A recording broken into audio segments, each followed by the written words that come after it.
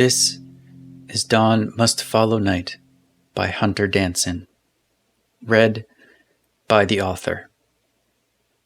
Part 1. A poem by the 13th prelate of the Blades of Dawn. Once, my heart was pure and light. My eyes were clear and white. Then, into the black I ventured, by that void forever tainted.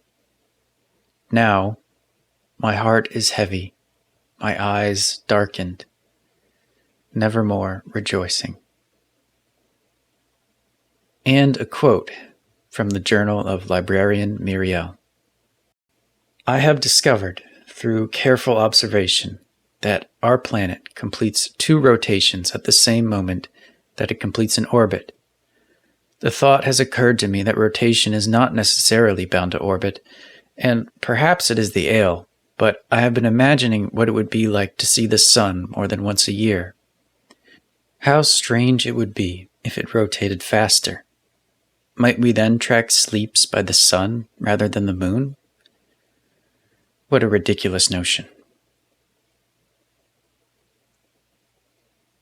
Prologue. The Gamine.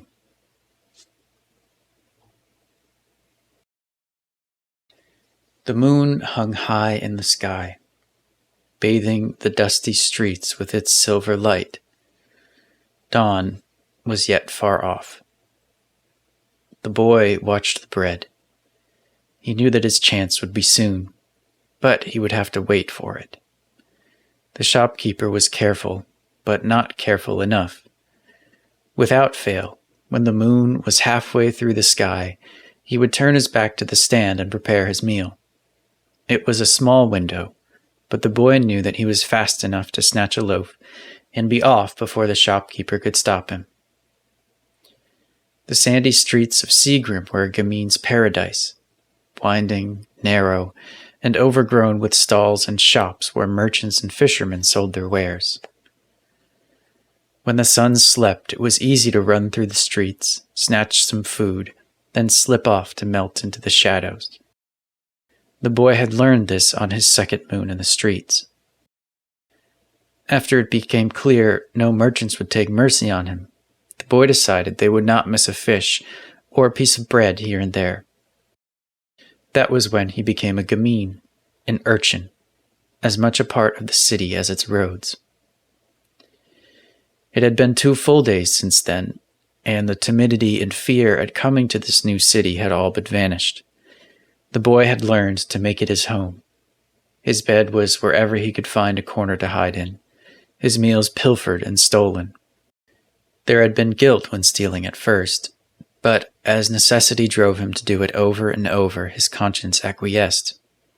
They didn't need it.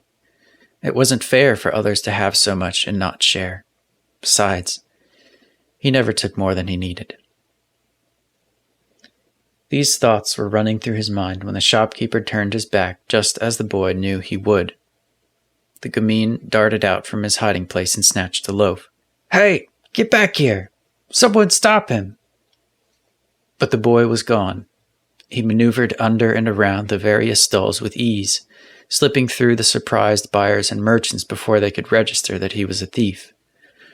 The boy smiled and listened to the shopkeeper's cries fading away. He would be free soon. Just go around the bookseller, turn a corner into the alley, and oof!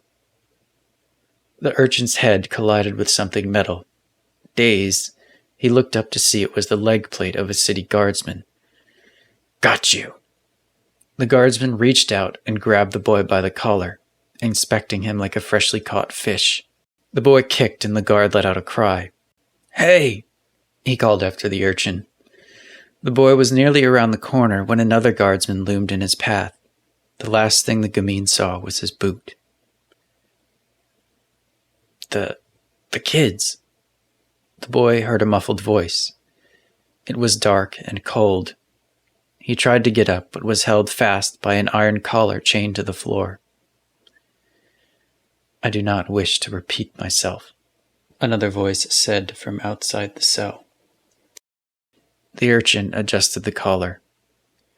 He had been in the dungeon before. The watch and Seagrim didn't really know what to do with the Gamines. They would throw them in a cell for a few moons and let them go with nothing but an admonishment. They must be younger than 10. Younger than 10? But that's... How many do you have? How many? Well, just the one. Show me. There was a jingle of keys and the clink of a lock mechanism. The door swung open. The Gamine squinted at the light. Then he recoiled from the figure standing in the door and pulled his chain taut. It was not the way the man was looking with cold calculation. It was not the way his hand rested on the sword pommel poking from his hip.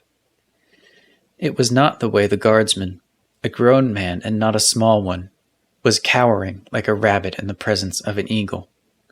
It was the eyes. They had no perceivable irises or sclerae. They were completely black.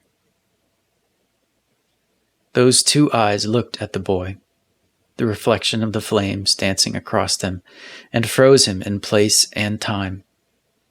It seemed that the Gamine might be frozen there forever. Perhaps he would become a statue, and this man was not a man but one of the beasts in the stories that could turn people to stone. But the spell broke, and the man spoke. The voice, although still calculated and severe, seemed to contain something different than when the man had spoken to the guard. The urchin realized that the black-eyed one had probably spoken in such a way to the guard to get what he wanted. The words he spoke now were for a different purpose. Dawn can still rise for you, child. What is your name? Perhaps it was the words that he said just then. Or perhaps it was the thread of pale hope that crept into the tone, or both. But the urchin was no longer terrified. He was still afraid, but it was a fear that was more respectful than it was hysterical. He found his voice. My name is Cavaar.